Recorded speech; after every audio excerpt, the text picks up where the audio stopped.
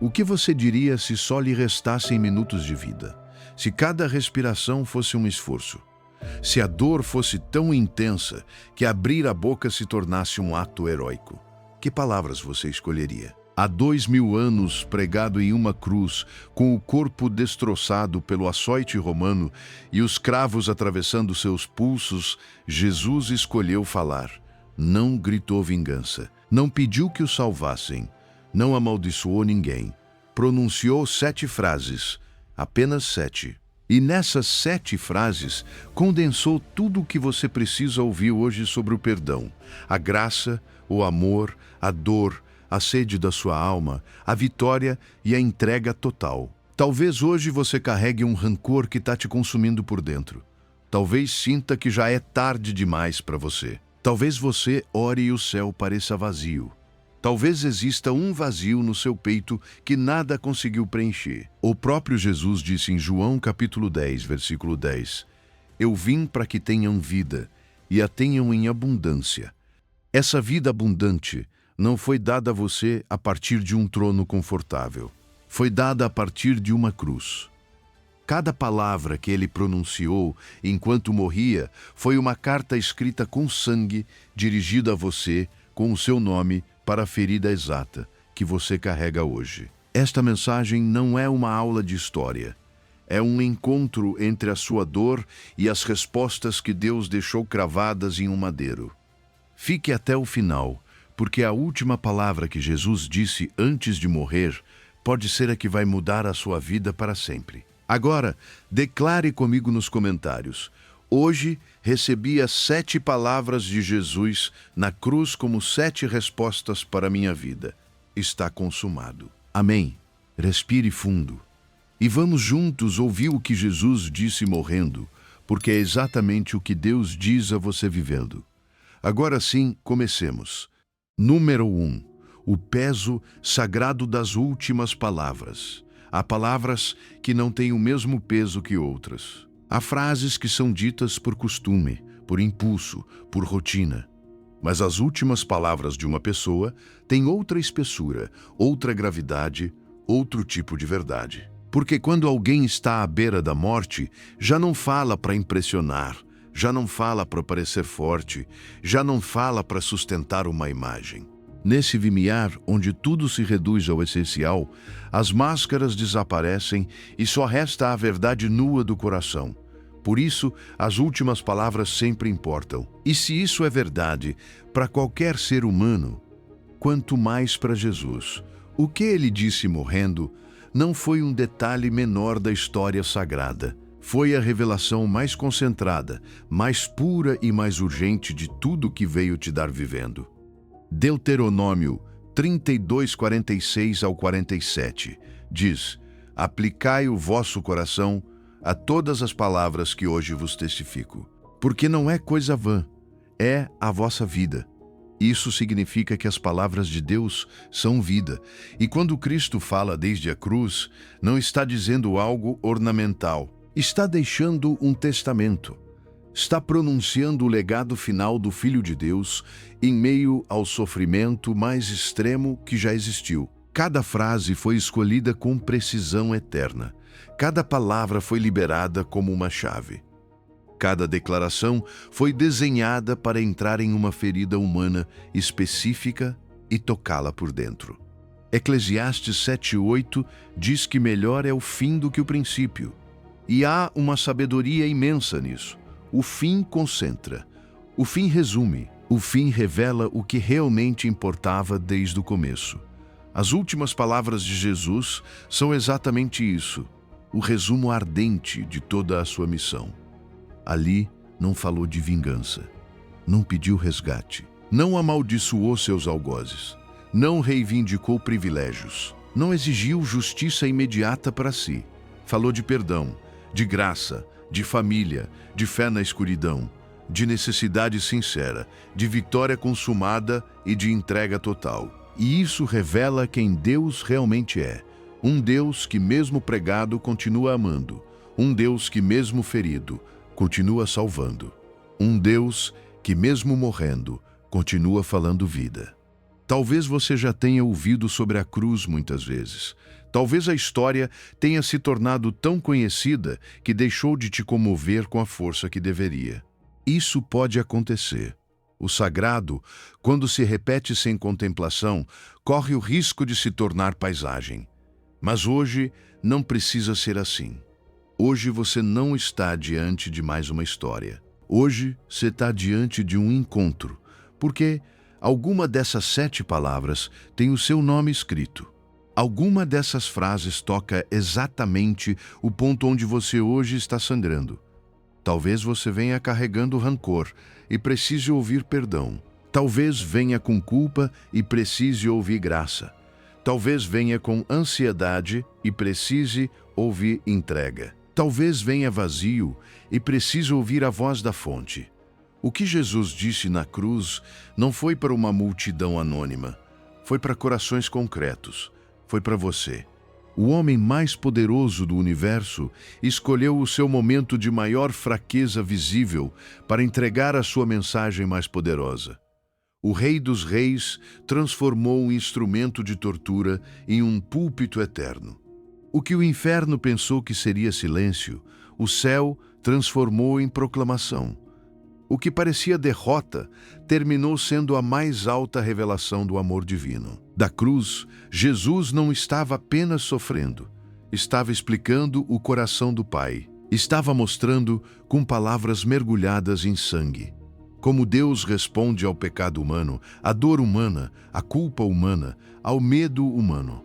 Imagine assim: você encontra um envelope antigo, grosso, pesado, manchado de vermelho, guardado em uma caixa que não abria há anos. Você o pega com cuidado. O papel estala. A tinta parece escrita com urgência, com ternura, com o peso de alguém que sabia que estava prestes a partir, mas não queria ir embora sem te deixar o mais importante. Cada linha foi pensada para te sustentar quando já não estivesse visível. Esse envelope é a cruz. Essa tinta é o sangue de Cristo. Essas linhas são as 7 palavras, e o destinatário não é uma humanidade abstrata e distante. É você, com a sua história, com o seu cansaço, com as suas perguntas, com a sua ferida secreta, com essa dor que você ainda não soube nomear completamente. Por isso, hoje, antes de continuar avançando, você precisa fazer algo muito simples, mas profundamente santo. Respire fundo e diga ao Senhor no silêncio da sua alma: Senhor, hoje eu abro o envelope. Quero ouvir o que o Senhor me deixou desde a cruz. Porque quando você deixa de tratar a cruz como um símbolo religioso e começa a vê-la como um testamento pessoal, algo muda dentro de você. A fé deixa de ser teoria, a mensagem deixa de ser tradição. E a voz de Cristo começa a soar como sempre foi, uma resposta viva para as suas feridas mais profundas. Hoje Deus te diz: filho meu, filha minha, nenhuma palavra que pronunciei naquela cruz foi desperdiçada. Cada uma saiu dos meus lábios pensando na sua vida, na sua luta, no seu processo e na sua necessidade. Não falei para preencher o ar, falei para te alcançar, falei para te resgatar. Falei para te mostrar que mesmo no momento mais escuro, o meu amor ainda tinha algo a te dizer. As minhas últimas palavras são as suas primeiras respostas. E antes de ouvir cada uma delas, você precisa entender algo. Elas não nasceram do conforto, mas do mais profundo do sofrimento humano. Número 2. O que Jesus já havia suportado. Isaías 56 já havia dito com uma precisão que estremece: dei o meu corpo aos que me feriam, e as minhas faces aos que me arrancavam. A barba, não escondi o meu rosto de afrontas e de cusparadas. E Miqueias 5:1 também havia anunciado: ferirão com vara na face o juiz de Israel. Nada do que aconteceu no caminho ao Gólgota foi acidental. Nada pegou Jesus de surpresa. Mas isso não torna menor a sua dor, torna-a mais profunda, porque ele sabia o que vinha e ainda assim avançou. Sabia o preço e ainda assim não recuou. Sabia a crueldade do caminho e ainda assim decidiu percorrê-lo por amor a você. Feche por um momento os olhos da alma e imagine Jerusalém ao amanhecer. O ar frio tocando a pele, o pó levantando nas ruas estreitas, o murmúrio hostil da multidão, o eco de passos apressados, o cheiro de sangue misturado com terra e suor. E no meio desse cenário vai Jesus, não como uma figura distante de um quadro religioso, mas como um homem destroçado. Suas costas já não parecem costas. Depois do flagelo romano, seu corpo é uma ferida aberta. Cada açoite arrancou pele, carne e dignidade visível. O chicote de couro com chumbo e ossos incrustados caiu repetidas vezes até transformar seu corpo em um campo de dor. Seu rosto está inchado, ferido, coberto de sangue seco. A coroa de espinhos não adorna, perfura. A barba foi arrancada. Os soldados o empurram quando ele cambaleia sob o peso do madeiro. Mas a dor física não foi a única que carregou. Horas antes, um amigo o traiu com um beijo. Que imagem amarga a proximidade transformada em arma. Os discípulos que juraram não abandoná-lo fugiram na escuridão. Foi levado de um tribunal a outro, julgado de madrugada, cercado de mentira, zombado por aqueles que deveriam reconhecer a verdade. Vendaram seus olhos, bateram nele, cuspiram em seu rosto, mandaram que profetizasse quem o havia ferido. Colocaram um manto de zombaria sobre seus ombros ensanguentados. E um governador covarde, sabendo que ele era inocente, escolheu o conforto do poder em vez da justiça. Jesus chegou ao Gólgota tendo perdido tudo no nível humano: a companhia, a honra pública, a proteção legal, o descanso, a força física. E ainda assim lhe restava amor. Isso é o que torna sagradas as suas palavras. A autoridade do que Jesus diz na cruz não vem de uma divindade confortável, distante ou intocável. Vem de uma divindade que se fez carne e decidiu sofrer voluntariamente até o extremo. Ele fala como alguém que conhece o peso do abandono, o corte da injustiça, a humilhação da rejeição, a tortura do corpo e a escuridão da alma. Por isso, quando você diz "ninguém entende o que estou passando", a cruz responde com uma verdade imensa: há sim um que entende. E não te entende a partir de um trono frio, mas de um madeiro encharcado em seu próprio sangue. Não te fala à distância, te fala a partir da ferida. E aqui está o mais impressionante. Quando finalmente é pregado entre dois criminosos, quando o ferro atravessa seus pulsos, quando cada respiração se torna um ato de tortura porque a crucificação mata lentamente por asfixia, quando tudo no corpo pediria gritar de raiva, amaldiçoar, pedir vingança ou suplicar por clemência, esse homem abre a boca. E a primeira coisa que sai de seus lábios não é fúria, não é condenação, não é ressentimento, é perdão. Isso dá um peso eterno a tudo que vem depois. Porque não são palavras ditas a partir do conforto. São palavras nascidas no fundo do sofrimento humano mais dilacerante. Aquele que curava outros, com um toque escolheu não curar a si mesmo para poder curar toda a humanidade. O médico da alma permitiu que o seu próprio corpo fosse despedaçado para que as suas feridas tivessem cura. Esse é o paradoxo glorioso do Gólgota. A aparente fraqueza se tornou o lugar da vitória mais alta. A dor não cancelou o seu amor, revelou-o com mais força. O sangue não silenciou a sua missão, deu ainda mais autoridade a ela. Pense em um ferreiro trabalhando na penumbra de sua oficina. O metal entra no fogo sem forma definida. Depois, vêm os golpes duros, repetidos. Precisos faíscas voam. O ferro fica incandescente. Cada martelada parece destruição, mas na verdade está formando uma espada.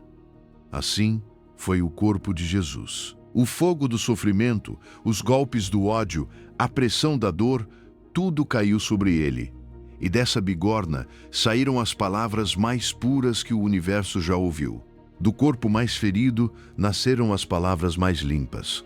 Da dor mais profunda brotou a graça mais elevada. Por isso, quando você sentir que o seu sofrimento é grande demais e que ninguém pode compreendê-lo, lembre-se disso.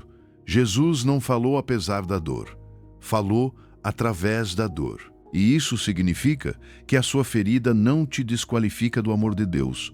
Hoje Deus te diz: eu não te falo à distância, eu te falo a partir das feridas. Conheço a sua dor porque a carreguei antes de você. E se tive forças para te amar enquanto me destruíam, tenho forças para te sustentar agora.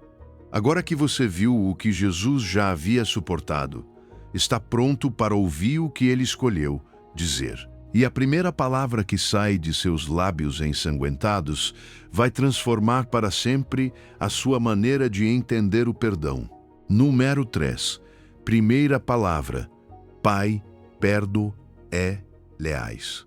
Lucas 23:34 registra uma das frases mais desconcertantes, mais belas e mais sobrenaturais de toda a história.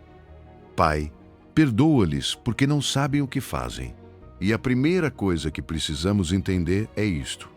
Jesus não pronunciou essa oração depois da dor, mas no meio da dor. Não esperou que os golpes cessassem. Não aguardou que a injustiça terminasse.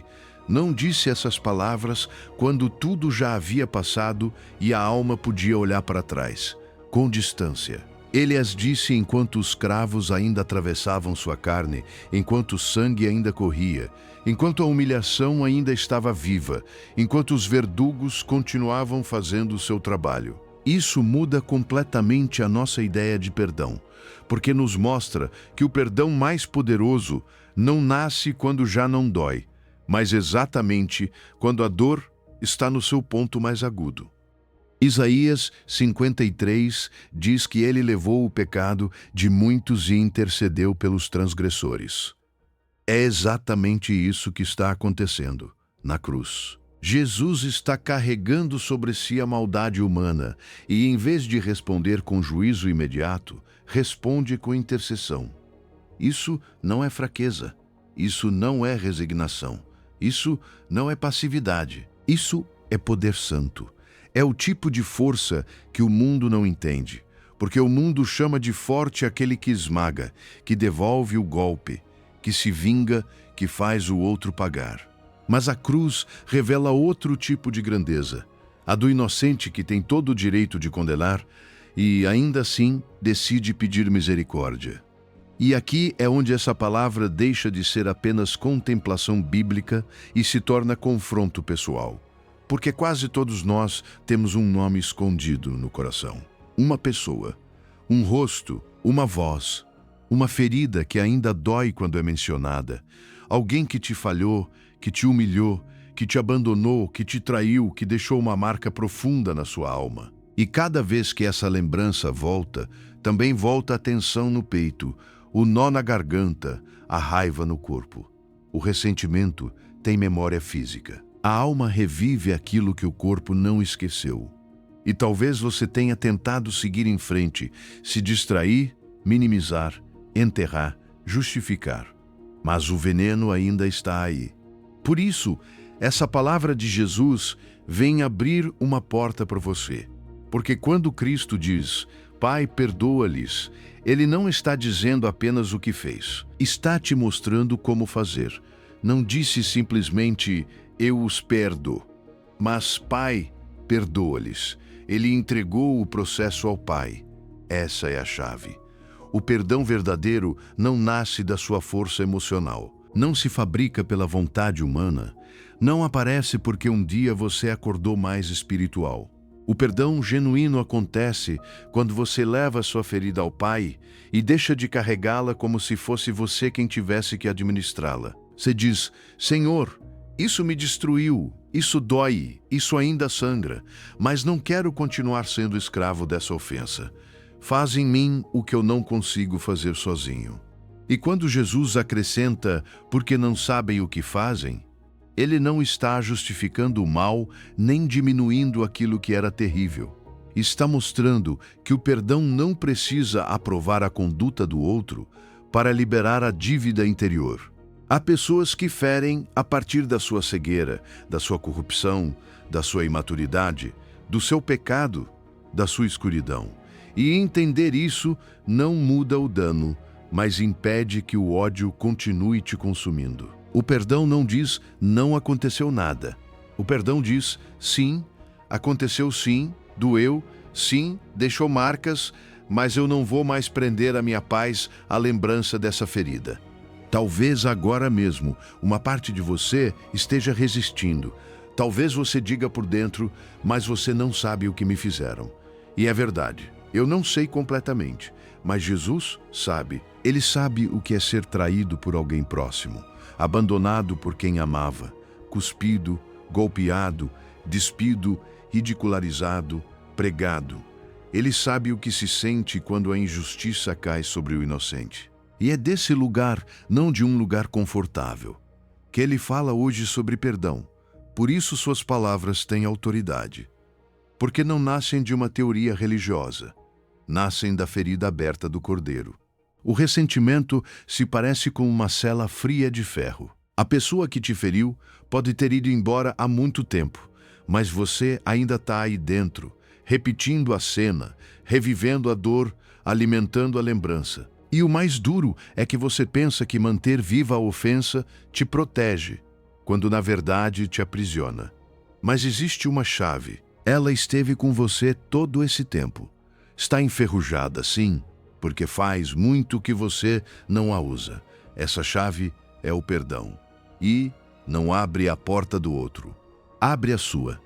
Nem sempre muda imediatamente quem te feriu, mas começa a te libertar, te devolve o ar, te devolve espaço interior, te devolve paz. Escute este sussurro de graça. Eu vi o que fizeram com você. Eu não esqueci. Não minimizei. Não estou te pedindo que chame de bom aquilo que te destruiu. Estou te chamando a soltar o que ainda te prende. O perdão não libera o outro, libera você.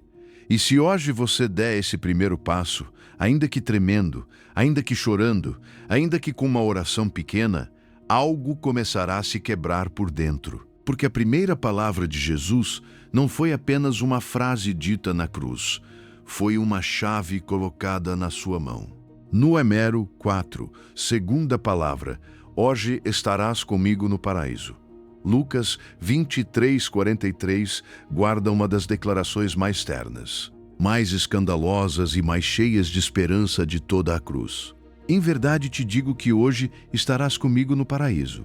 E essa palavra cai como um raio de misericórdia sobre uma das mentiras mais cruéis que a alma pode acreditar, que já é tarde, que você já falhou demais, que já manchou demais a sua história, que já desperdiçou as suas oportunidades, que Deus se cansou de você. Mas a cruz se levanta justamente para destruir essa voz. Porque enquanto os homens viam um criminoso sem futuro, Jesus viu um coração que no último instante se voltou para ele. E isso foi suficiente. Observe a cena com atenção. 2 ladrões, 2 vidas quebradas, 2 homens pendurados perto de Cristo. A mesma cruz romana ao redor. A mesma dor. A mesma proximidade física com o Salvador. Mas um endurece o coração e o outro o abre. Um zomba, o outro reconhece. Um fecha o interior, o outro sussurra um pedido humilde. Lembra-te de mim. E ali está a revelação que muda tudo. A diferença entre a condenação e a salvação não foi a distância até Jesus, mas a direção do coração. Porque você pode estar muito perto do sagrado e ainda resistir, ou pode estar chegando tarde, quebrado, manchado, sem nada a oferecer, e ainda assim ser recebido pela graça. Aquele ladrão não tinha histórico religioso para apresentar. Não podia descer da cruz para reparar seus erros. Não tinha tempo para construir uma nova reputação. Não foi batizado. Não fez penitência. Não entregou dízimos. Não iniciou um processo visível de restauração. Não teve tempo de provar nada.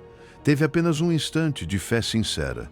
Apenas um olhar rendido. Apenas um pedido nascido do fundo da sua ruína. E Jesus respondeu com uma promessa eterna. Isso significa que a graça não depende da perfeição do seu histórico, mas da sinceridade com que hoje você volta o seu coração para Cristo. E a palavra que mais brilha nessa frase é uma palavra pequena, mas imensa. Hoje, não amanhã, não quando você se consertar, não depois de uma longa espera, não quando terminar de juntar os pedaços da sua vida. Hoje, a graça de Deus tem uma urgência gloriosa. Não adia o amor, não atrasa a misericórdia, não faz esperar a alma que se rende de verdade. Jesus não disse, um dia talvez. Disse, hoje estarás comigo. Que segurança maravilhosa, porque quando Deus resgata, resgata de verdade. Quando Deus recebe, recebe por completo. Quando Deus salva, não o faz pela metade. Ezequiel 34:16 revela o coração do Pai com uma ternura que comove.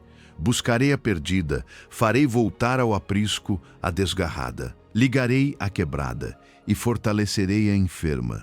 Esse é o caráter de Deus. Ele não espera que a ovelha se cure sozinha para então aceitá-la. Não exige que a desgarrada se limpe antes de voltar. Não diz ao ferido, quando parar de sangrar, então te receberei. Não. Ele a busca no pior estado, a levanta quebrada, a toma fraca, a abraça vulnerável. Assim, se hoje você se sente arruinado, distante, sujo, tardio, cansado de si mesmo, precisa lembrar disso. O estado em que você está não afasta Deus. Pelo contrário, é exatamente aí que a graça dele quer te encontrar. Talvez você tenha passado anos acreditando que perdeu a sua chance, que suas quedas foram muitas, que repete os mesmos erros, que o seu passado fala alto demais, que há pessoas que merecem recomeçar, mas você não. Escute com atenção. Essa voz não vem de Deus. O Pai não fala dizendo, já é tarde. Quem diz isso é o inimigo. Porque ele sabe que, se você descobrir que a porta ainda está aberta, nascerá em você uma esperança que ele não poderá deter. A segunda palavra de Jesus na cruz é um golpe direto contra essa condenação interior. É como se Cristo dissesse, enquanto houver fôlego, há acesso. Enquanto houver um coração que se volte, há misericórdia. Enquanto você estiver respirando, hoje, ainda é hoje. O primeiro cidadão do paraíso, depois dessa palavra, não foi um líder respeitado, nem um religioso impecável, mas um criminoso condenado pela justiça humana e salvo pela graça divina. Isso humilha o orgulho e consola o quebrantado. Deus não está olhando o seu passado para decidir se pode te amar. Está olhando o seu coração neste instante.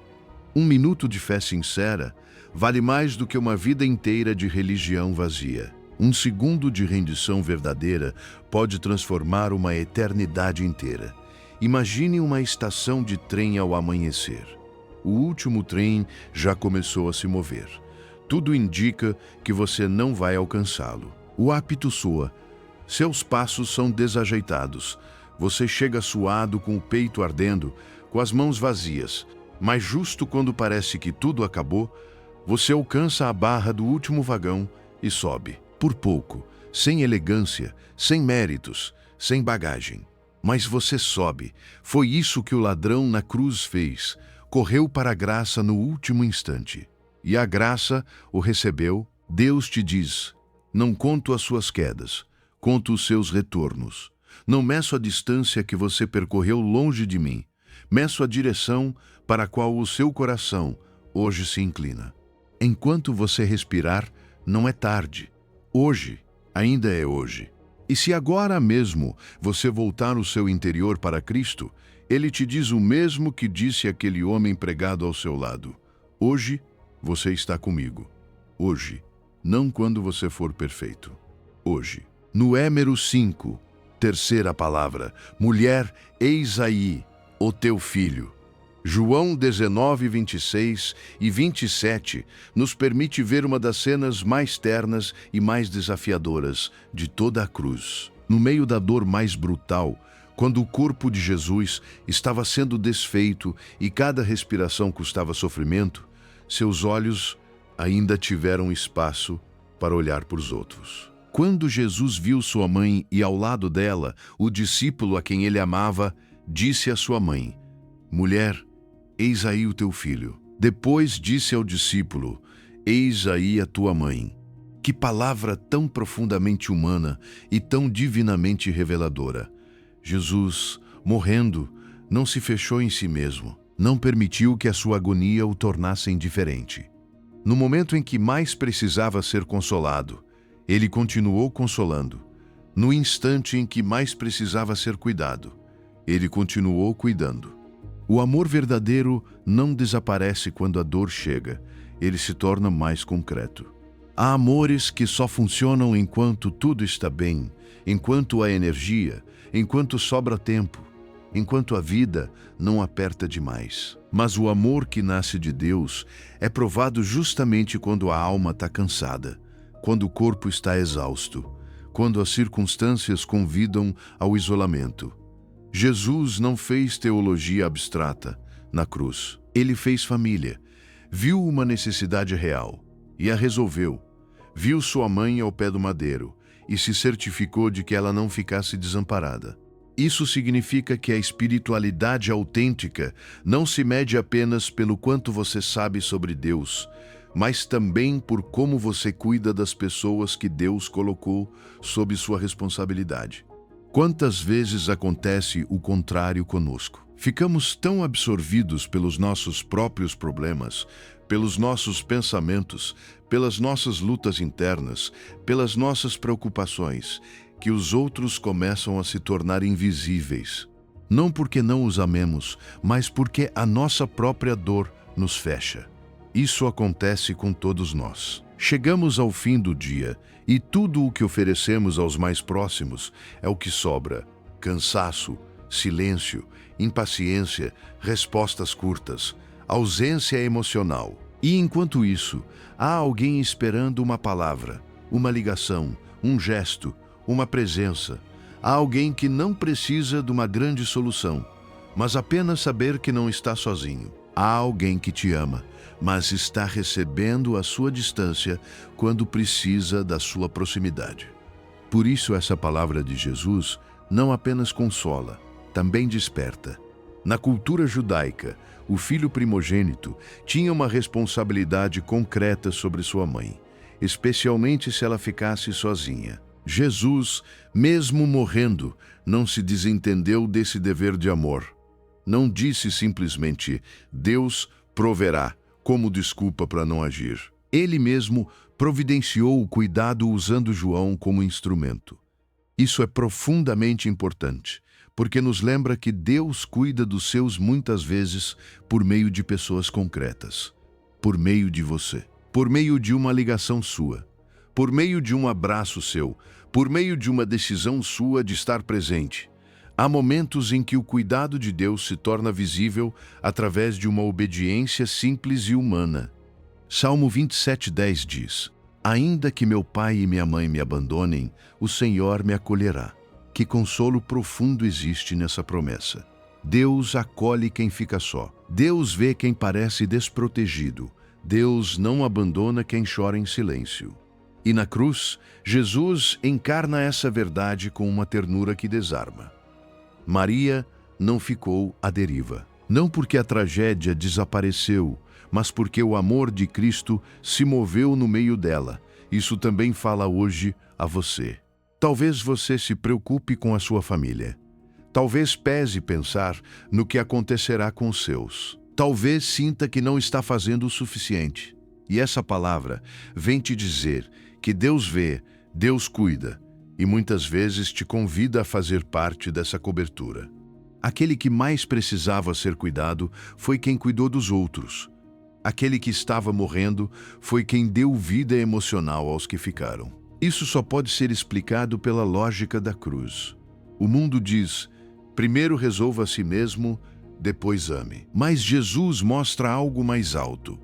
Às vezes, amar o outro no meio da própria dor também cura algo dentro de você. Não porque você ignore a sua ferida, mas porque o amor te tira do isolamento do eu e te reconecta com o propósito. Imagine um farol no meio de uma tempestade. Ele não detém o vento, não acalma imediatamente as ondas, não apaga a noite, mas sua luz gira repetidas vezes e diz a cada barco perdido: a costa está aqui. Você não está sozinho. Assim foi Jesus para Maria desde a cruz. Ele não eliminou a dor daquele momento, mas se certificou de que ela não ficasse à deriva. E essa imagem hoje se transforma em pergunta: para quem você é esse farol? Quem precisa de você como esse ponto de luz no meio da sua tempestade? Hoje Deus te diz: assim como cuidei da minha mãe desde a cruz, também cuido dos seus enquanto você dorme. Mas também coloquei você como farol para alguém. Não deixe que a sua dor apague a luz que outros precisam ver. Eu te dou forças para amar até mesmo na tempestade, porque amar na dor prova que o amor é real. E depois dessas palavras, dirigidas a inimigos, a pecadores e à família, a cruz agora nos levará ao lugar mais escuro de todos, o momento em que o céu parece permanecer em silêncio. No Número 6, quarta palavra: Deus meu, por que me desamparaste? Mateus 27:46 nos permite entrar no momento mais escuro de toda a cruz. Por volta da hora nona, Jesus clamou em alta voz, dizendo: Eli, Eli, lama sabachthani. Isto é: Deus meu, por que me desamparaste? Foi um clamor que partiu a tarde ao meio. O céu escureceu, a terra tremeu, e do centro da dor mais profunda, o Filho levantou uma pergunta que ainda hoje toca a ferida de todo aquele que já orou e sentiu silêncio. Esta é a palavra para a alma que se sente abandonada, para o coração que gritou de madrugada e só ouviu o eco, para a pessoa que ama Deus, mas neste momento não consegue senti-lo perto. E a primeira coisa que você precisa ouvir é isto: essa sensação de abandono não te transforma em um crente fraco, não te torna menos espiritual, não te faz indigno do amor de Deus. Se o próprio Jesus, o Filho amado, atravessou a experiência do silêncio, então você não está errado por ter sentido algo parecido. Há noites em que o céu parece de bronze, há temporadas em que a oração sai com lágrimas, mas não volta com respostas visíveis. Há dias em que alguém se pergunta em segredo: Senhor, ainda estás aqui? E a cruz não zomba dessa pergunta. Ela recebe, ela abraça, ela redime. Mas aqui está a profundidade desta quarta palavra. Jesus não apenas expressou dor, ele absorveu uma separação que você nunca terá que carregar. Ele experimentou o peso do abandono para que você nunca ficasse verdadeiramente abandonado. Carregou o pecado do mundo, e sobre ele caiu essa escuridão indescritível. Esse grito não foi teatral, foi o preço mais alto já pago. Foi a ferida aberta do Redentor, carregando em seu corpo aquilo que nos separava de Deus. E justamente porque ele carregou isso, você pode atravessar temporadas em que não sente nada sem concluir que Deus te abandonou. A sua sensação não define a realidade eterna. A cruz define. Lamentações 3:8 diz: ainda quando clamo e grito por socorro, ele fecha os ouvidos à minha oração. Que versículo tão humano! Quão verdadeiro soa para quem já passou por uma longa noite. A Bíblia não esconde essas frases difíceis, não disfarça a dor espiritual. Ela a nomeia, ela a coloca em palavras. E isso já é um consolo imenso, porque te faz saber que na história do povo de Deus sempre houve filhos que oraram desde a escuridão. Mas também te ensina algo mais. Esse não era o final do livro. Porque o mesmo capítulo, mais adiante, declara: pelas misericórdias do Senhor não fomos consumidos, porque as suas misericórdias não têm fim. Quem sentiu silêncio também terminou vendo fidelidade. E aqui vem o giro glorioso. Jesus cita o Salmo 22. Na tradição de Israel, citar o primeiro verso era evocar o salmo inteiro. E o Salmo 22 começa com abandono? Sim, mas não termina em abandono. Termina em memória, em vitória, em adoração, em nações voltando-se ao Senhor. Isso significa que mesmo na sua hora mais escura, Jesus sabia como a história terminava. O salmo começava no vale, mas terminava no monte. Começava em lágrimas, mas desembocava em glória. Começava com uma pergunta, mas terminava com uma proclamação. E isso também é uma palavra para você. O seu capítulo escuro não é o último capítulo. O verso que hoje dói não é o final do salmo que Deus está escrevendo sobre a sua vida. Há um paradoxo santo nesta cena. Deus se separou de Deus para que você nunca ficasse separado de Deus. A distância mais terrível do céu abriu para você a proximidade mais segura. A hora nona, envolta em escuridão, acendeu uma luz que nunca se apagará. Por isso, o silêncio de Deus não deve ser interpretado imediatamente como rejeição. Muitas vezes é uma cirurgia, não uma ausência, não uma traição. Uma cirurgia.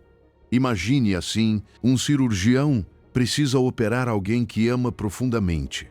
O procedimento será doloroso, invasivo, radical, mas necessário. De fora, alguém poderia pensar que tudo parece agressão. Bisturi, corte, sangue e silêncio tenso. Mas o médico sabe que se não for até o fundo do problema, a vida não será salva. Assim foi a cruz. Doeu. Doeu. Infinitamente. Mas ali, o tumor do pecado foi tratado na raiz. E se hoje você está em uma temporada em que tudo parece escuro, isso não significa que Deus parou de agir. Pode significar que Ele está trabalhando mais profundamente do que seus olhos conseguem ver. Hoje Deus te diz: eu nunca te desamparei, nem quando você chorou em silêncio, nem quando sentiu que o céu estava fechado, nem quando orou e não soube interpretar a minha demora. Eu estava ali, no silêncio, na sombra, na espera, na parte da história que você ainda não entende. E assim como o Salmo 22 não terminou em abandono, a sua história também não terminará assim. O silêncio de Deus não é a sua ausência, é a sua cirurgia. E depois dessa palavra tão escura, Jesus vai pronunciar uma frase breve, humana, vulnerável, que revelará não apenas a sua necessidade mais profunda, mas também o vazio que a sua alma tem tentado preencher, sem sucesso. No Emero 7, quinta palavra, tenho sede. João 19:28 diz: depois disso, sabendo Jesus que tudo já estava consumado, disse, para que a Escritura se cumprisse: tenho sede. Que palavra tão curta e, ao mesmo tempo, que profundidade tão imensa. Porque nessas duas palavras não se revela apenas o sofrimento físico de Cristo, também se abre um espelho diante da sua alma. O Filho de Deus, pregado na cruz, confessa uma necessidade. A fonte eterna se deixa ver sedenta, a água viva se torna vulnerável. E isso não é um detalhe pequeno, é uma revelação. É como se desde o madeiro, Jesus estivesse te dizendo: olhe para minha sede, porque ali você vai entender a sua. Você sabe de que sede estou falando. Não é apenas a sede do corpo, é essa sensação de vazio que volta, mesmo quando você conquista coisas. Essa inquietação interna que não se cala com dinheiro, nem com entretenimento, nem com afetos humanos, nem com metas alcançadas. Você já provou muitas fontes, caminhou de cabeça baixa de poço em poço, acreditando que o próximo seria suficiente. Trabalho, conquistas, aprovação, relacionamentos, prazer, consumo, distração, novas experiências, e por um momento parece funcionar. Por um instante há alívio, mas depois a mesma secura volta, às vezes mais forte do que antes. Porque a alma não foi feita para viver de substitutos. E aqui a cruz levanta uma verdade que incomoda, mas cura. Jesus disse: "Tenho sede", para que a Escritura se cumprisse. Isso se conecta com o Salmo 69, 21. Na minha sede me deram a beber vinagre. Que imagem tão precisa da vida humana. O mundo oferece vinagre para uma sede que precisa de água viva. Entrega coisas que estimulam, mas não saciam. Dá emoções rápidas, mas não descanso profundo. Oferece aplausos que duram pouco, mas não paz constante. Dá barulho, mas não plenitude. A fama pode ser vinagre. A validação dos outros pode ser vinagre. O consumismo pode ser vinagre. Até relacionamentos equivocados podem se tornar vinagre quando você busca neles o que só Deus pode te dar. Tudo isso parece refrescar no começo, mas depois amarga ainda mais a boca da alma. Por isso o Salmo 42, 2 diz: "A minha alma tem sede de Deus, do Deus vivo." Não diz que a sua alma tem sede de mais coisas. Não diz que falta uma nova distração. Diz que tem sede de Deus. E essa é a revelação que muda tudo. O seu vazio não é um defeito da sua personalidade. Não é uma falha irreparável. Não é uma estranheza que te faz menor do que os outros. É o desenho do seu espírito. Você foi feito para algo mais profundo do que o terreno. Santo Agostinho expressou isso com uma clareza que ainda arde hoje. O coração do homem permanece inquieto até descansar em Deus. Essa inquietação que você carrega não é apenas um problema, também é um sinal. É uma bússola. É a alma tentando voltar à sua fonte. E como é belo ver que Jesus não escondeu a sua necessidade. Ele não teve vergonha de dizer: "Tenho sede", diante de todos. A fonte não fingiu autossuficiência. O Salvador não ocultou sua humanidade. Isso significa que você também não precisa continuar fingindo força diante de Deus. Não há vergonha em reconhecer que está vazio. Não há fraqueza em admitir que certas coisas já não te preenchem. Não há fracasso em dizer: "Senhor, tenho sede de ti." Pelo contrário, essa honestidade é o começo da cura, porque a vulnerabilidade diante de Deus não te humilha, te abre, não te enfraquece, te posiciona, te coloca exatamente no lugar onde a graça pode começar a te preencher de verdade. Aqui está a grande paradoxo desta palavra. A fonte de água viva teve sede para que você deixasse de secar por dentro. Aquele que ofereceu água eterna à samaritana agora recebe vinagre. Aquele que saciava multidões permite que o seu corpo conheça a secura extrema para que a sua alma entenda que somente não este esgota. Jesus não teve sede apenas para mostrar sua humanidade. Teve sede para abrir o caminho até a água que realmente permanece. Imagine uma terra seca, rachada pelo sol. Você cavou muitos poços superficiais. Alguns deram água turva por alguns dias, outros pareciam prometer muito, mas secaram rápido. No entanto, no centro dessa terra há uma pedra pesada, antiga, coberta de pó. Debaixo dela há uma fonte que nunca deixou de fluir, sempre esteve ali. Mas continuar cavando poços rasos parecia mais fácil do que mover a pedra. A cruz moveu essa pedra. A cruz abriu o acesso. A cruz te diz hoje que a água está disponível. Escute isto como se viesse direto do coração do Senhor. Eu tive sede na cruz para que você entendesse que não há vergonha em precisar de mim. Venha a mim com sede. Venha como está. Venha sem fingir que está tudo bem. Eu sou a água que a sua alma tem buscado a vida inteira. O seu vazio não é um erro, é um convite à fonte. E depois desta palavra vulnerável, Jesus vai pronunciar uma declaração de vitória tão poderosa que romperá para sempre a mentira de que ainda falta algo a pagar. No Homero 8, sexta palavra, está consumado. Não estava murmurando uma derrota, não estava soltando o último suspiro de alguém vencido pela dor. Estava declarando, com uma autoridade que atravessou o tempo, que a obra estava completa, que a dívida havia sido paga, que aquilo que você jamais poderia terminar com as suas próprias forças, ele já havia terminado por você. João 19:30 não registra um gemido de frustração, mas um grito de vitória. E essa diferença muda tudo, porque se Cristo disse, está consumado, então você não vive mais tentando comprar um amor que já te foi dado. Há pessoas que passaram a vida inteira sentindo que nunca são suficientes. Nunca suficientemente boas, suficientemente santas, suficientemente dignas, sempre correndo atrás de um padrão que parece se mover mais rápido do que elas. E esse cansaço não é pequeno, ele esgota a alma, faz com que até a fé se torne um peso. Mas a sexta palavra de Jesus vem justamente para quebrar essa escravidão.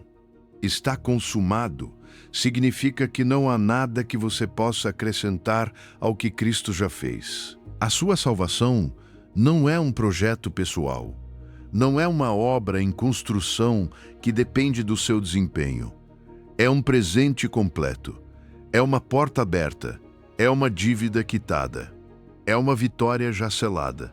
A palavra grega por trás dessa frase, tetelestai, também era usada no cotidiano para marcar um recibo totalmente pago. Era como colocar um grande selo sobre uma fatura impossível e dizer, pago por completo.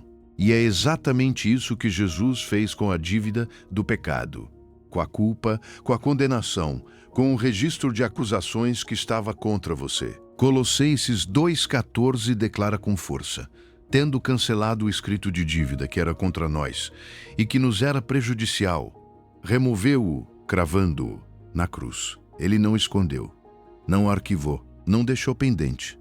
Ele cravou, ele atravessou, ele cancelou. Aquilo que te acusava já não tem a última palavra. Na antiga aliança, o sangue de animais cobriu o pecado de forma temporária. Ano após ano, sacrifício após sacrifício, o sistema lembrava que a dívida ainda estava ali. O altar ardia, mas a conta não desaparecia completamente. No entanto, Hebreus 10:10 declara que fomos santificados mediante a oferta do corpo de Jesus Cristo, feita uma vez por todas. Uma vez, para sempre, não pela metade, não por temporadas, não até a sua próxima queda.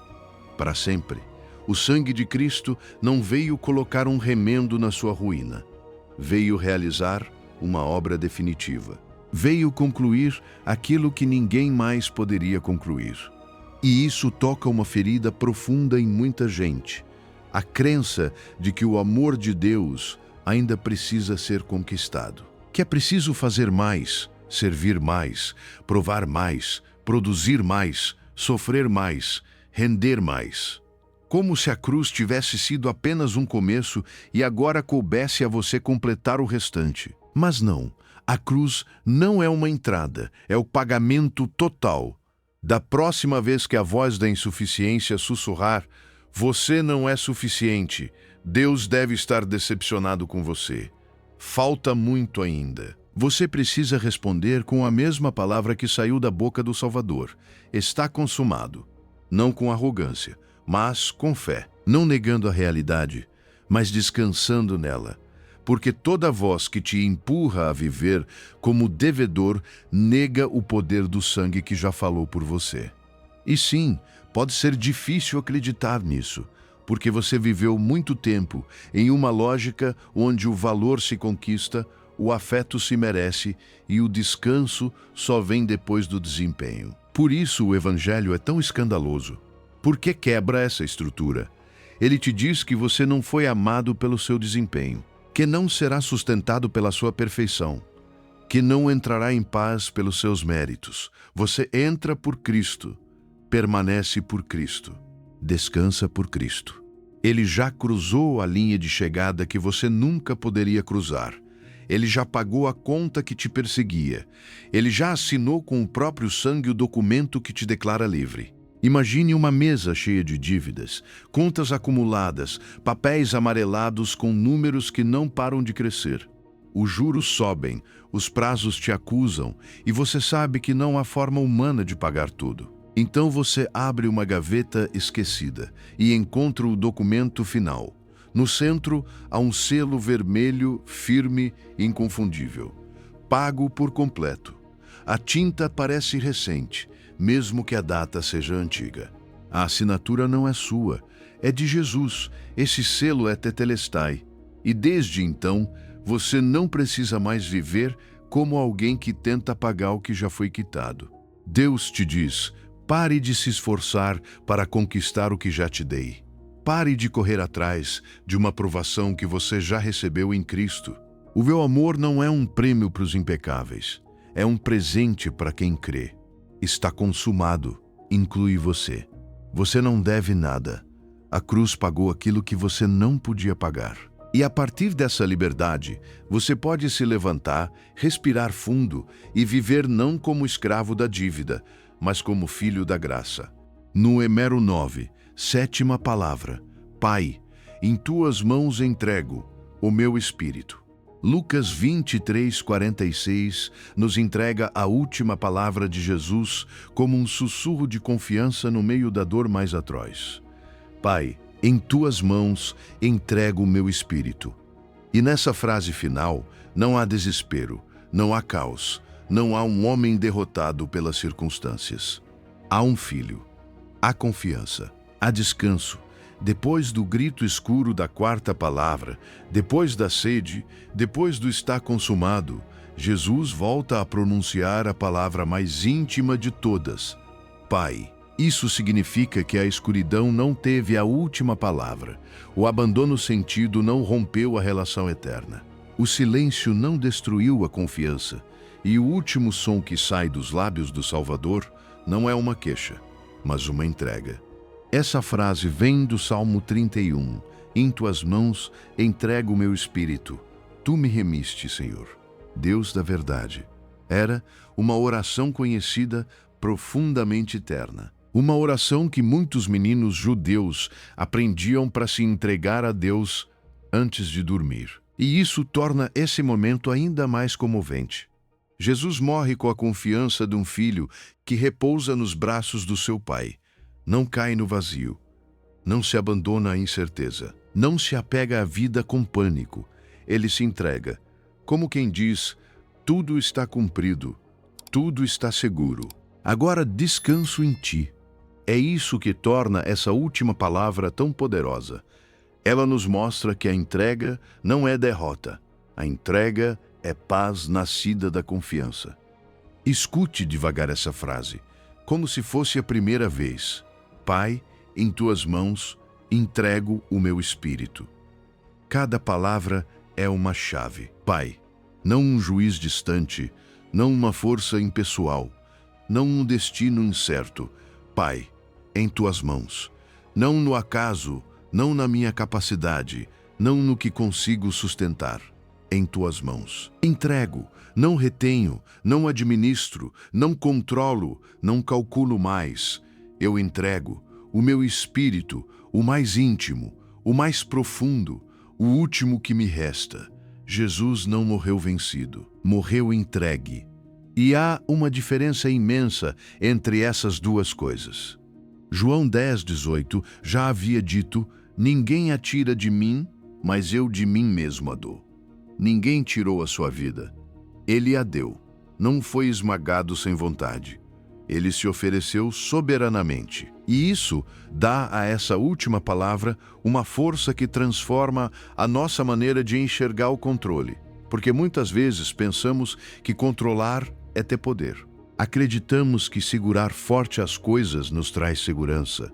Apertamos o futuro, apertamos a reputação, apertamos a família, apertamos os planos. Apertamos tanto que acabamos exaustos. E essa é a armadilha do controle. Promete proteção, mas rouba a paz. Talvez hoje você esteja exatamente aí. Há áreas da sua vida que você ainda segura com todas as forças. Coisas que te tiram o sono porque você sente que, se soltar, tudo vai desmoronar. O seu trabalho, seus filhos, sua vida financeira. Esse problema que você não conseguiu resolver, essa ferida que ainda não cicatrizou, esse medo do amanhã que não te deixa descansar. E a cruz, com essa última palavra, não te envergonha por sentir medo. Ela te convida a outra postura. te chama a abrir as mãos, a sair dos punhos fechados para mãos rendidas, porque quando Jesus diz: Pai, em tuas mãos entrego o meu espírito, Ele está te mostrando a forma mais alta de força. Confiar quando já não é possível controlar. Soltar não é fácil. Ninguém que foi ferido profundamente solta sem tremer. O controle muitas vezes se torna uma armadura, uma forma de evitar sofrer de novo. Mas também se torna um peso, uma prisão elegante, uma tensão constante. Deus não está te pedindo para ficar indefeso. Está te oferecendo uma proteção melhor. As mãos dele. As mesmas mãos que sustentam o universo. As mesmas mãos que te formaram. As mesmas mãos que sustentaram Cristo até a vitória da ressurreição. Se essas mãos foram suficientes para sustentar o Filho na cruz, também são suficientes para sustentar a sua história. Imagine-se saltando de uma grande altura. Todo o seu corpo grita para não soltar, para se agarrar ao conhecido, mesmo que isso esteja te ferindo. Mas então você se lembra de que há um paraquedas. Saltar sem ele seria queda livre. Saltar com ele é confiar em um plano preparado para te sustentar. O primeiro instante da vertigem. O peito aperta, o vento bate forte. Mas então vem o puxão. O paraquedas se abre e você descobre que não caiu no desastre. Foi sustentado. Assim é a entrega a Deus. O momento de abrir as mãos assusta. Mas do outro lado não está o vazio. Estão as mãos do Pai. Hoje Deus te diz: não te peço que entendas tudo. Não te peço que saibas como cada coisa vai se resolver. Não te peço que tenhas respostas para tudo que pesa no teu coração. Só te peço que me entregues. Entrega-me o teu medo. Entrega-me o teu cansaço. Entrega-me a tua família. Entrega-me o teu futuro. Entrega-me a tua dor. Entrega-me aquilo que você não pode mais carregar sozinho. As mãos de Deus são mais seguras do que as tuas. E quando finalmente você entrega, não perde poder. Encontra paz. Porque a última palavra de Jesus não foi apenas uma despedida.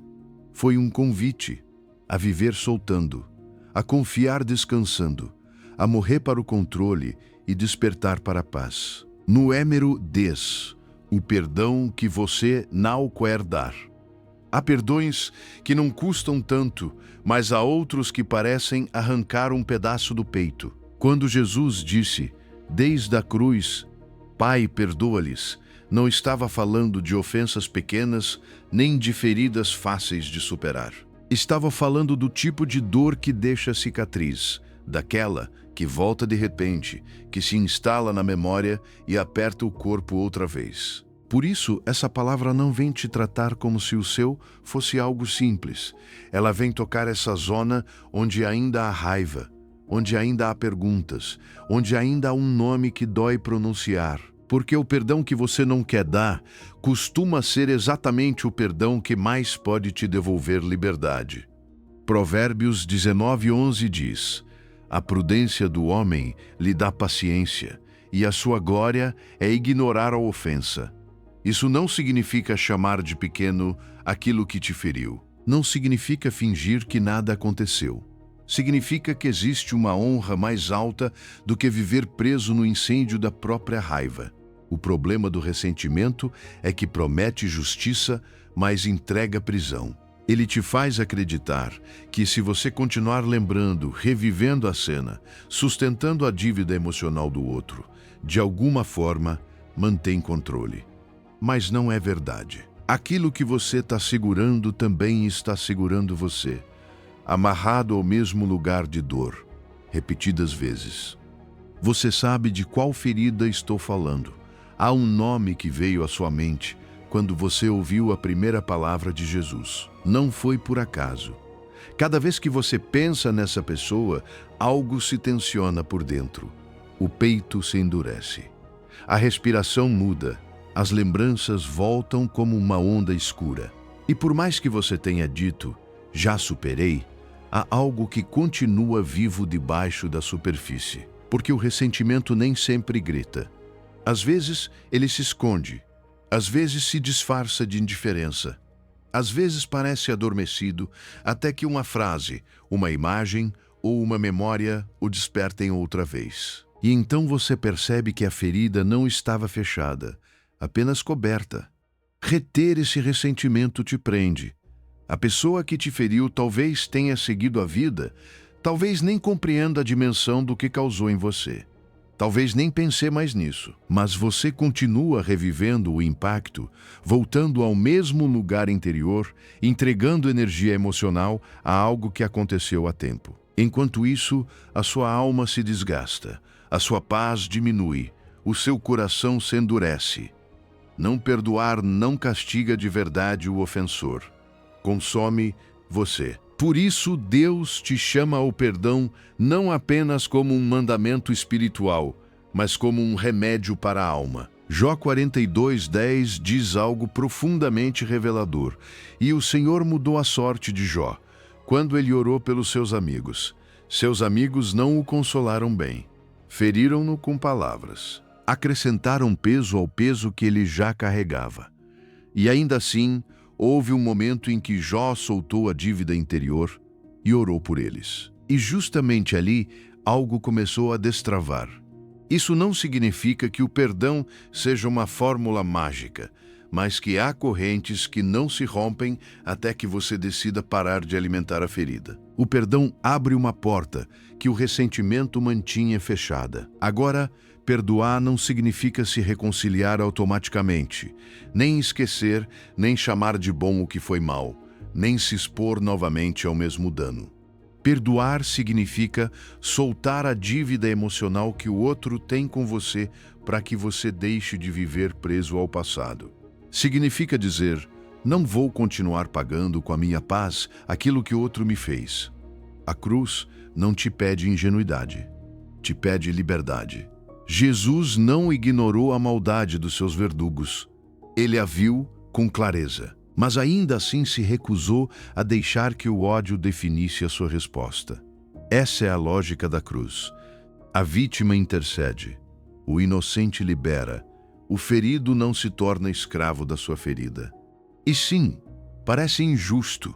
Perdoar o imperdoável não parece justo, mas a cruz também não foi justa.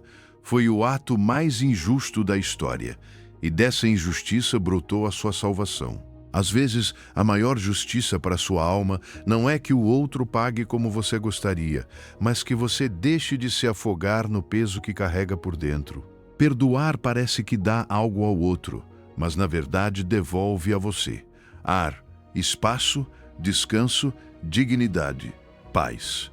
A pessoa mais livre no Gólgota não foi Pilatos, nem os soldados, nem a multidão. Foi Jesus, cravado, sangrando, mas sem ódio. Imagine um barco parado numa baía cinzenta. As velas estão prontas, o mar está à frente, o vento existe, mas não há movimento.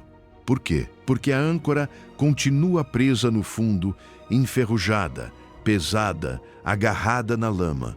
Assim vivem muitas pessoas por dentro. Querem avançar, querem curar, querem voltar a respirar, mas o ressentimento as mantém paradas.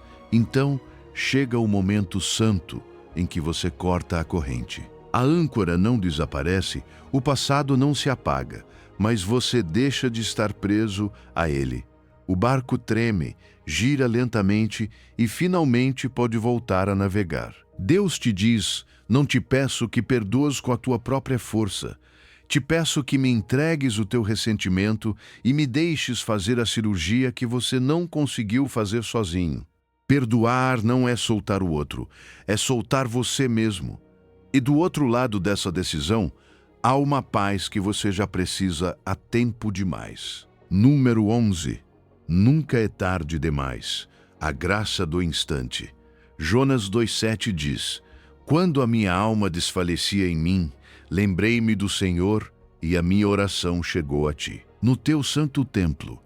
Que palavra tão poderosa para o coração que se sente atrasado, quebrado e fora de tempo. Porque Jonas não orou desde um altar bonito, nem desde uma fase exemplar, nem de um momento de obediência admirável.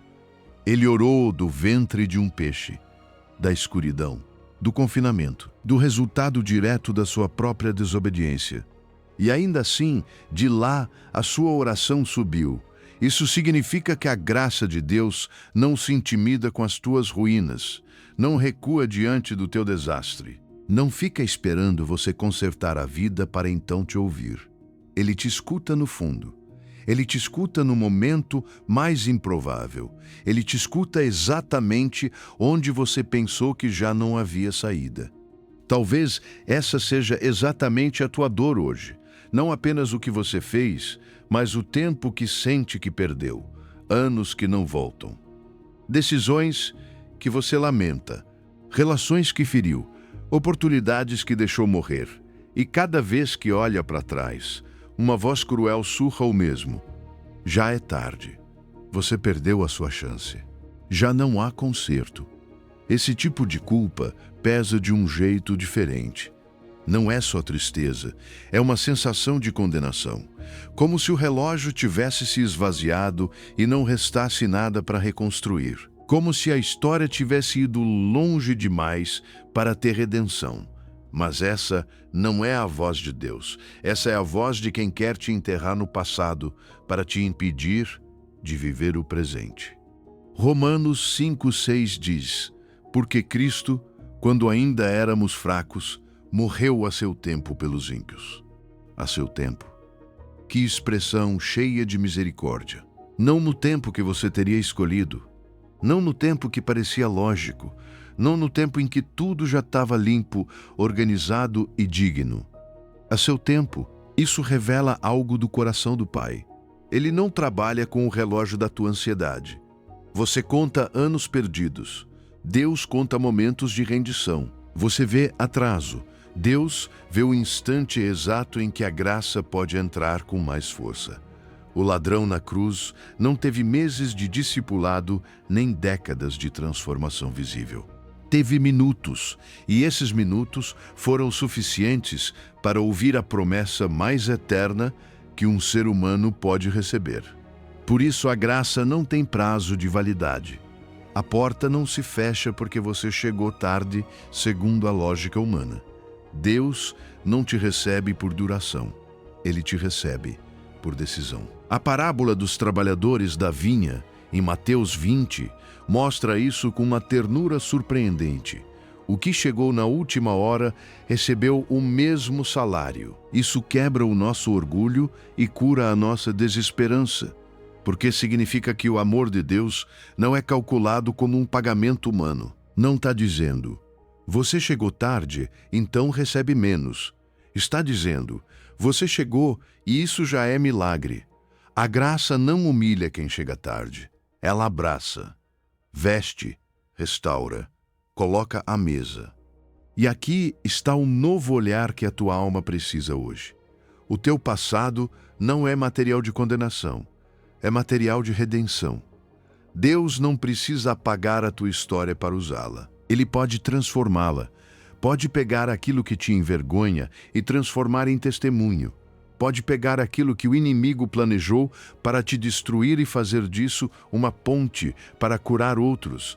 As cicatrizes não desaparecem como se nada tivesse acontecido, mas deixam de ser sinal de derrota e passam a ser evidência de misericórdia. O que hoje te faz chorar, um dia pode ser o lugar de onde outro vai encontrar esperança ao ouvir como Deus te levantou. E se você sente que o seu caso é diferente, que você foi longe demais, deixe que Jonas te olhe do fundo do mar. Ele fugiu de Deus de propósito. Resistiu. Escapou. E ainda assim foi alcançado. A sua oração subiu de um lugar que parecia final, mas se tornou o ventre de um novo começo. Não há profundidade de onde o teu clamor não alcance o céu. Não há escuridão que bloqueie o ouvido do Pai. Não há pecado tão profundo que torne menor o sangue de Cristo. O que você chama de fim, Deus muitas vezes chama de ponto de virada. O que você chama de tarde demais, Deus chama de no tempo certo. Imagine uma ampulheta. Quase toda a areia já caiu. Restam apenas alguns grãos na parte de cima. E você olha pensando: acabou. Não há mais tempo. Mas, de repente, uma mão firme e cheia de ternura a pega e a vira. Toda a areia volta a correr, nova, reiniciada. O passado não foi recuperado, mas um novo movimento começou. Assim Deus age. Nem sempre. Ele devolve o que você perdeu do jeito que imaginava, mas Ele pode pegar o hoje e enchê-lo de uma redenção tão poderosa que muda o significado de tudo que veio antes. Por isso, hoje você não precisa de um plano perfeito, precisa de uma decisão verdadeira. Apenas uma: parar de repetir que já é tarde. Escrever dentro de si uma nova frase. Hoje eu começo. Hoje você volta a orar. Hoje você volta a obedecer. Hoje você levanta os olhos outra vez. A tua história não terminou. Hoje começa o teu melhor capítulo. Hoje Deus te diz: não me importa quantas vezes você caiu, importa que hoje você olhou para mim de novo. Não conto os teus fracassos para te condenar, conto os teus retornos para te restaurar. E essa página aberta diante de você não será escrita pela tua culpa, mas pela minha graça. Nu é mero dose.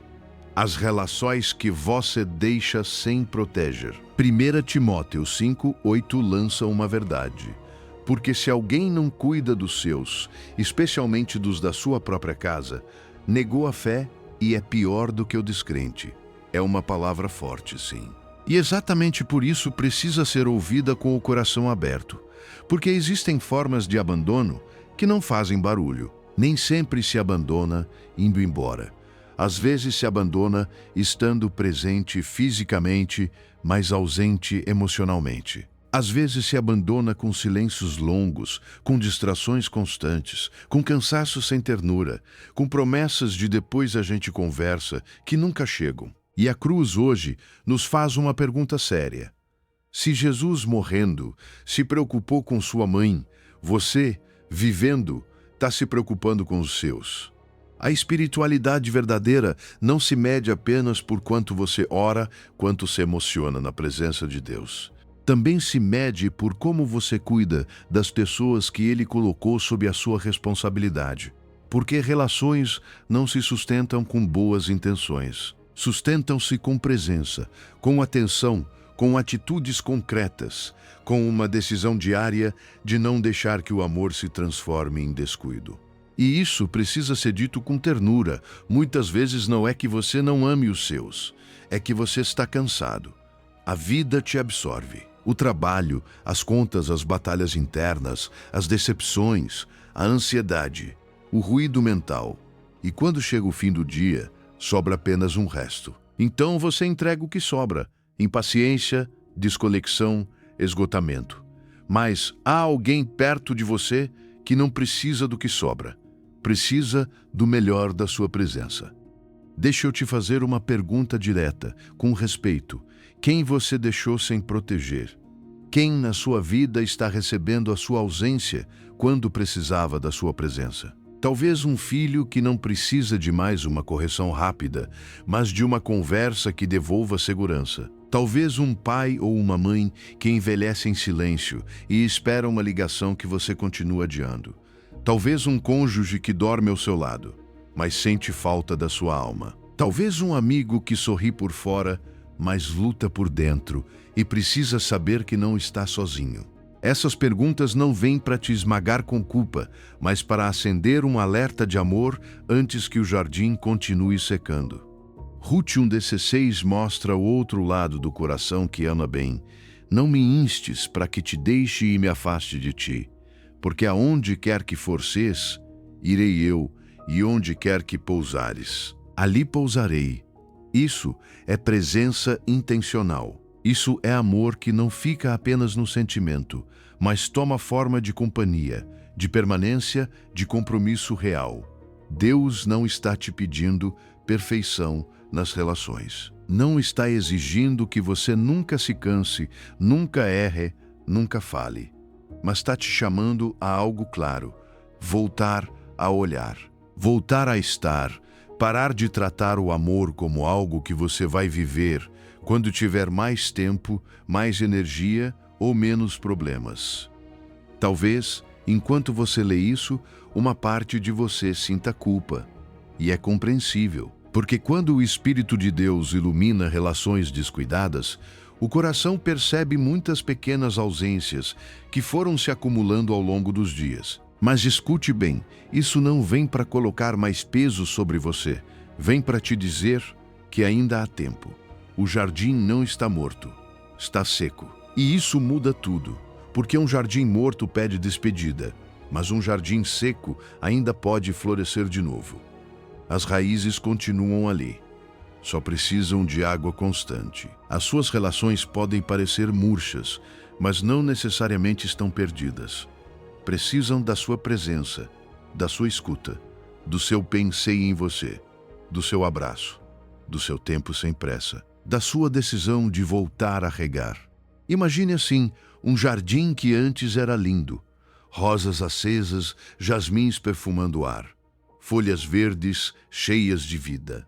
Mas os dias passaram e ninguém regou. O sol continuou batendo, a terra começou a rachar, as flores se fecharam. De longe parece que não há mais solução, mas debaixo da superfície, as raízes ainda guardam vida. Só falta água.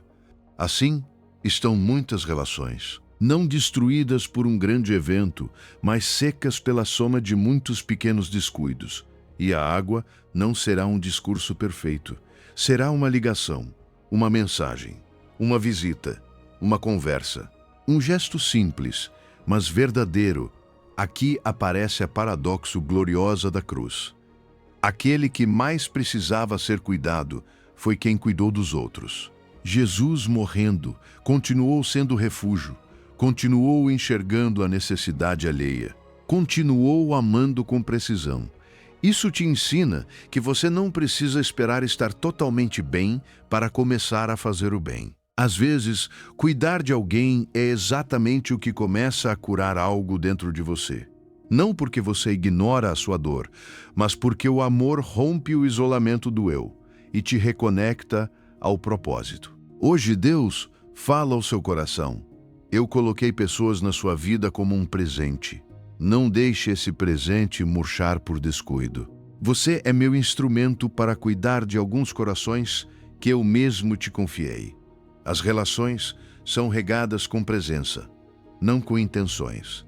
E talvez, antes que este dia termine, você não precise resolver tudo. Só precisa responder ao nome que já veio à sua mente e dar um passo real. Porque enquanto você aprende a cuidar melhor dos seus, eu também cuidarei de você. Número 13. Quando Deus se cala e você grita. Você já orou mais vezes do que consegue. Falou com Deus de madrugada, em silêncio, com lágrimas, com cansaço, com a esperança de que desta vez algo mude. E, no entanto, há temporadas em que o céu parece de bronze. Você fala e sente eco, pergunta e não percebe resposta. Espera um sinal, uma porta, uma palavra, uma confirmação, e a única coisa que parece crescer é o silêncio. Se você está aí, precisa saber algo com toda clareza. Você não é menos crente por sentir esse peso.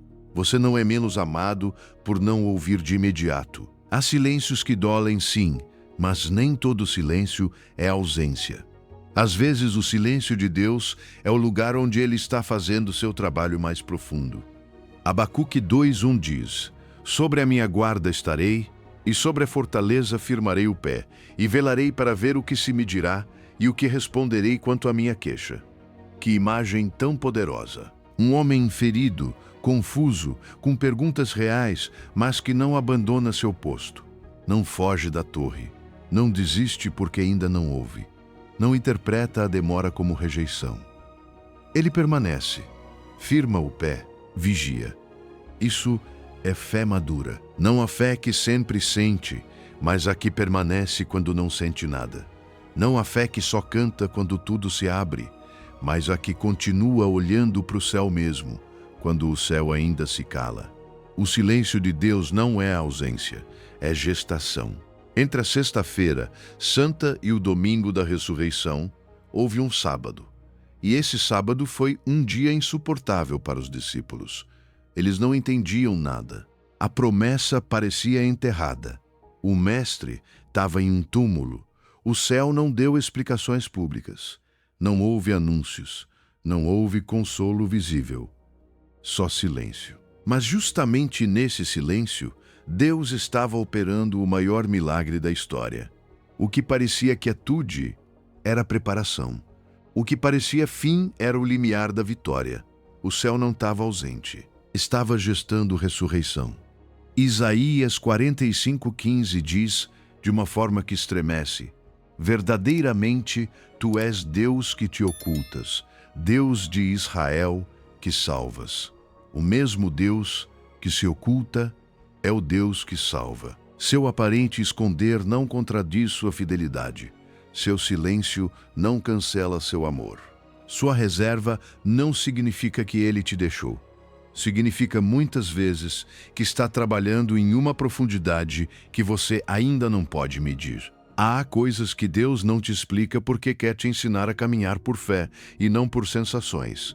E embora isso doa, também forma em você algo que não nasceria de outra maneira. A fé mais madura não é a que sente Deus o tempo todo. É a que confia quando não sente nada. É a que continua orando quando não vê mudanças.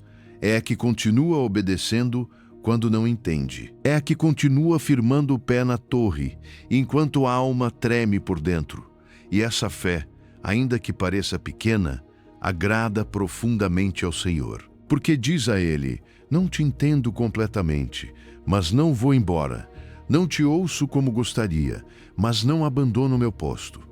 Não vejo o broto ainda, mas continuo crendo que a semente está viva. Pense em uma semente debaixo da terra. Depois de semeá-la, você não vê nada por dias, às vezes por semanas. A superfície parece igual. Tudo acima parece quieto, escuro, silencioso, quase morto. E se você não entende o processo, pode pensar que nada está acontecendo. Mas debaixo da terra, onde seus olhos não alcançam, algo está se rompendo para poder nascer. A semente precisa da escuridão para germinar. Precisa da pressão do solo para se fortalecer. Precisa da umidade escondida para despertar a vida que carrega dentro de si. E se alguém cava todos os dias para ver se já brotou, acaba danificando o milagre. Assim acontece com você. Sua temporada de silêncio não é esterilidade, é temporada de raízes. Deus está trabalhando abaixo do que você pode ver. Isso muda a maneira de viver a espera. Você já não espera como alguém rejeitado, espera como um vigia. Como alguém que sabe que mesmo que ainda não veja o amanhecer vem. Não com resignação amarga, mas com expectativa sóbria. Não passivamente, mas com o coração atento. Por isso, em vez de passar essa temporada perguntando apenas por que te calas, hoje você pode começar a dizer: Pai, confio no que estás fazendo no que não posso ver. Permaneço no meu posto de guarda. Não abandono. Talvez uma parte de você ainda queira uma resposta imediata. É natural. O coração humano quer alívio rápido. Mas Deus muitas vezes está mais interessado em formar profundidade do que em te dar alívio instantâneo. Porque o alívio pode resolver uma temporada, mas a profundidade te sustenta por toda a vida. E o que Ele está construindo em você, neste sábado de silêncio talvez, seja a estrutura espiritual que você vai precisar para carregar o peso da resposta quando ela finalmente chegar. Deus te diz: estou aqui. Não fui embora. Não te deixei.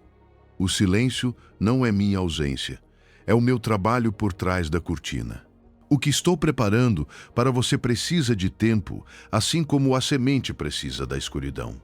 Fique, não vá embora. Firme o seu pé. Vige. O silêncio de Deus não é vazio. É gestação de milagres. E quando o que hoje está enterrado romper a superfície, você entenderá que nunca esteve sozinho. Número 14. A sede que nada terreno pode saciar. Amós 8:11 lança um aviso que continua atravessando gerações com uma precisão inquietante.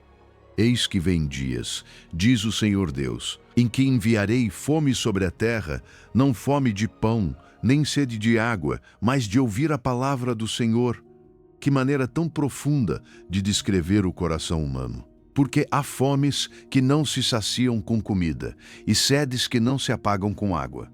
Há vazios que permanecem mesmo, quando por fora tudo parece em ordem. Você pode alcançar metas, realizar sonhos, comprar coisas, construir uma imagem sólida, receber aplausos e, ainda assim, sentir por dentro um cômodo vazio que ninguém parece conseguir preencher. E não, isso não significa que você foi mal projetado. Significa exatamente o contrário. Você foi criado para algo mais alto, mais profundo e mais eterno do que tudo que este mundo pode te oferecer. Seu vazio não é um defeito da sua personalidade, é um sinal do seu espírito. Deus deixou dentro de você um espaço que tem a forma exata da presença dele. Por isso, nada terreno se encaixa completamente. Todo o resto entra por um momento, emociona por uma temporada, distrai por algumas horas, mas depois se move, se desgasta, se esgota. O que parecia suficiente revela seu limite. O que prometia plenitude mostra a sua pequenez. E aí está uma das lutas mais silenciosas da alma humana. Continuar buscando água em lugares que oferecem apenas umidade momentânea, mas nunca uma fonte. Em Cristo, você já tem acesso à fonte. Isso já está consumado. Você já foi convidado. A graça já abriu o caminho. Já existe água viva disponível para você. Já há paz com o seu nome escrito. Você não precisa ganhar o direito de ser saciado. Não precisa produzir méritos para se aproximar de Deus. A cruz já moveu a pedra. A fonte já jorra. Mas aqui surge a tensão, que todos conhecemos. Embora isso já seja uma realidade espiritual, ainda vivemos em um mundo que dói, em uma carne que se cansa, em uma mente que se distrai e em um coração que às vezes continua buscando satisfação em poços errados. Esse é o já e o ainda não da vida com Deus. Você já tem acesso à água viva, mas ainda atravessa desertos. Já há promessa, mas ainda sente sede. Por isso, o Salmo 63:1 tem tanta força quando diz: Ó Deus, Tu és o meu Deus, de madrugada te buscarei, a minha alma tem sede de Ti. A minha carne te deseja muito em uma terra seca e cansada, onde não há água. Davi escreveu isso no deserto, não no palácio. Declarou isso na escassez, não na abundância. Falou em um cenário onde tudo ao redor gritava falta. E justamente ali ele entendeu uma verdade decisiva. O deserto nem sempre é castigo. Muitas vezes é a sala de aula onde a alma aprende que só Deus basta. Há temporadas em que o Senhor permite que os substitutos percam o sabor para que, finalmente, você descubra a pureza da água verdadeira. Isso explica por que tantas pessoas vivem cercadas de coisas e, ainda assim, continuam sentindo uma carência profunda. Tentaram preencher o peito com sucesso, aprovação, romance, prazer, produtividade, entretenimento ou controle. Mas tudo isso, quando ocupa o lugar de Deus, acaba sendo vinagre quando a alma precisa de água viva. Toca a boca, mas não renova o interior. O coração experimenta, mas não descansa. A carne consome, mas o espírito não é curado. E então chega a frustração, aquela sensação de ter conquistado o que você achava que queria e ainda assim descobrir que o vazio permanece. Não se assuste com essa sensação. Não é falta de fé, é fome da alma. E essa fome bem compreendida é misericórdia. Porque se você estivesse completamente satisfeito com os substitutos, jamais buscaria a fonte verdadeira. Sua insatisfação é um alarme santo. É uma voz que diz que você está bebendo do poço errado. É o céu te lembrando que você foi criado para mais. Reconhecer essa sede não te humilha, te direciona. A vulnerabilidade de dizer tenho sede é muito mais sábia do que o orgulho de continuar fingindo que está tudo bem. Imagine um copo sendo preenchido de cima. A água cai com força, faz barulho, respinga, impressiona, mas logo se esvazia outra vez. Assim o mundo enche, com estímulos intensos e passageiros. Agora, imagine outro copo, silencioso, transparente, conectado por baixo a uma fonte escondida. Não há espetáculo, não há barulho, não há excesso imediato. A água sobe lentamente do profundo, mas não se esgota. Assim, Deus enche, nem sempre com emoções explosivas, mas com profundidade estável. Nem sempre de forma chamativa, mas de um jeito que sustenta. Demora mais, mas dura mais, porque não toca apenas a superfície da sua vida. Alcança a raiz. Hoje Deus te diz, eu te desenhei com essa sede de propósito, não para te atormentar, mas para te atrair. Cada vez que você sente o vazio, é a minha voz sussurrando. Venha a mim, eu sou a água, eu sou a paz. Eu sou o que você tem buscado em todo o resto. Não continue cavando poços secos. Não continue chamando de plenitude aquilo que só entretém. Venha à fonte, porque a sua sede não é um problema. É a bússola que aponta diretamente para Deus. Número 15. Viver como se já estivesse consumado. Segundo aos Coríntios 5:14 ao 15. Diz, porque o amor de Cristo nos constrange, julgando nós isto, que se um morreu por todos, logo todos morreram. E ele morreu por todos, para que os que vivem já não vivam para si, mas para aquele que por eles morreu e ressuscitou. Essa palavra não te permite ficar como espectador. Ela te impulsiona, aperta o coração com ternura e verdade. Porque depois de ouvir as 7 últimas palavras de Jesus na cruz, você já não pode voltar a viver como se tivesse apenas escutado uma mensagem bonita. Não. Você recebeu um código de vida, recebeu 7 chaves, e cada uma abre uma parte do cofre onde Deus guardou a nova vida que comprou para você com sangue santo. Muitos conhecem a teoria, mas não conseguem vivê-la. Sabem que é preciso perdoar, mas continuam apertando a ferida. Sabem que a graça existe, mas continuam se tratando como escravos. Sabem que Deus cuida, mas vivem angustiados. Sabem que a cruz mudou tudo, mas por dentro continuam caminhando como se nada tivesse sido consumado. E aqui está o chamado desta última parte: viver como se já estivesse consumado, porque realmente já está. Colossenses 3:3 declara com uma serenidade poderosa, porque já estáis mortos e a vossa vida está escondida com Cristo em Deus. Isso significa que a sua identidade já não está exposta ao julgamento do mundo nem à acusação do passado. Está escondida, guardada, segura, protegida em Cristo. Por isso, as 7 palavras não são apenas memória histórica, são princípios para a vida diária. São as 7 chaves do cofre. A primeira chave te ensina a perdoar sempre, mesmo quando ainda dói, porque o perdão não depende de o outro merecer misericórdia, mas de você já ter recebido misericórdia na cruz. A segunda chave te ensina a receber graça sem condições, porque se Jesus abriu o paraíso para um homem no seu último suspiro, ninguém pode dizer que para você já é tarde. A terceira chave te ensina a cuidar dos seus com ações concretas, porque o amor verdadeiro não vive de intenções, mas de presença, de ligações, de abraços, de responsabilidade santa.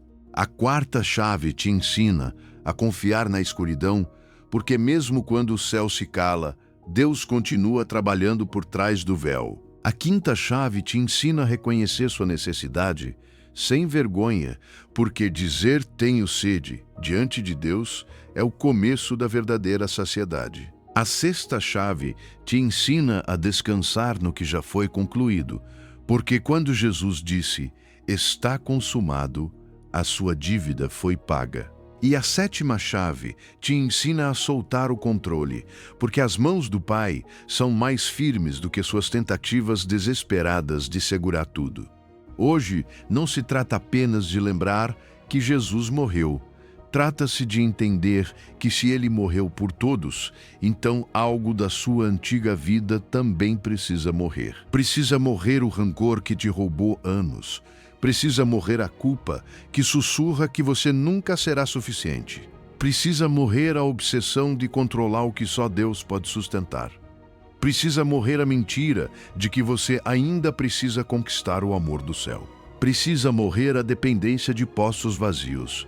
A Sexta-feira Santa não é apenas contemplação, é decisão. É o dia em que você olha para a cruz e diz: não quero mais viver como alguém que não entendeu o que Cristo fez por mim. E se agora você sente que é demais, fique em paz. Deus não está exigindo perfeição instantânea. Não está pedindo que amanhã você acorde dominando as 7 chaves ao mesmo tempo. Ele está te convidando a começar. Apenas uma. Escolha a que mais queima no seu coração hoje. Talvez seja perdoar, talvez seja soltar o controle, talvez seja voltar a crer na graça, talvez seja parar de correr atrás de substitutos que não te preenchem. Comece por essa, porque Deus honra profundamente o primeiro passo de obediência sincera. Imaginem um cofre antigo de madeira escura, com 7 cadeados de ferro. Durante anos, você viveu ao lado dele sem conseguir abri-lo. Sabia que havia algo valioso dentro, mas não encontrava como acessar. Hoje, a cruz colocou em sua mão 7 chaves diferentes, todas forjadas no sofrimento redentor de Cristo. Você gira a primeira e ouve um clique. Gira a segunda e mais luz entra. Gira a terceira e o ar no ambiente muda. Quando chega à 7ª, o cofre se abre completamente e uma luz quente, dourada, viva, enche todo o lugar. Dentro desse cofre está a sua nova vida, não uma versão maquiada da antiga, não um verniz religioso. Sua nova vida, aquela que Cristo comprou, aquela que estava esperando você viver como se realmente já estivesse consumado. Hoje Deus te diz: tudo o que você precisava ouvir, eu te disse desde uma cruz. Cada palavra foi uma carta para você. Cada gota de sangue foi um selo de amor irrevogável. Não te pedi para ser perfeito. Te pedi para ser meu. Então repita com fé, com tremor se for preciso. Mas repita: hoje eu perdoo. Hoje recebo graça. Hoje confio no silêncio. Hoje reconheço minha sede de Deus. Hoje descanso no que já foi consumado. Hoje solto o controle. O que Jesus disse ao morrer é o que Deus te diz ao viver. E a sua nova vida pode começar agora. Has ouvido as 7 últimas palavras de Jesus na cruz? 7 frases, 7 respostas, 7 chaves para abrir o que tem estado fechado dentro de você. A primeira te ensinou a perdoar mesmo quando dói. A segunda te mostrou que nunca é tarde para receber graça. A terceira te lembrou que amar é proteger os seus com atitudes, não com intenções. A quarta te disse que o silêncio de Deus não é ausência, é gestação. A quinta te confrontou com essa sede que nada terreno conseguiu saciar. A sexta selou a tua liberdade com 2 palavras que mudam tudo: consumado é. E a 7ª te convidou a soltar o controle e descansar nas mãos do Pai. Hoje, antes de dormir, quero que você faça apenas uma coisa. Coloque a mão no seu peito, feche os olhos e diga em voz alta: Pai, em tuas mãos entrego o meu espírito, a minha família, o meu futuro e tudo que não posso controlar. Só isso. Uma oração. 30 segundos. Mas pode mudar a forma como você dorme esta noite e como acorda amanhã. Se você chegou até este minuto, não foi por acaso. A sua alma tinha fome de algo que o mundo não pode dar. E hoje, Deus se certificou de que você recebesse. Se uma dessas 7 palavras tocou o seu coração, escreva-a nos comentários como a sua declaração de fé. Que outros leiam e sejam fortalecidos. E se esta mensagem te trouxe paz nesta Sexta-feira Santa, inscreva-se para que a Palavra de Deus continue falando diretamente com você a cada semana. Que o sangue de Cristo derramado naquela cruz seja o seu escudo, a sua paz e a sua liberdade.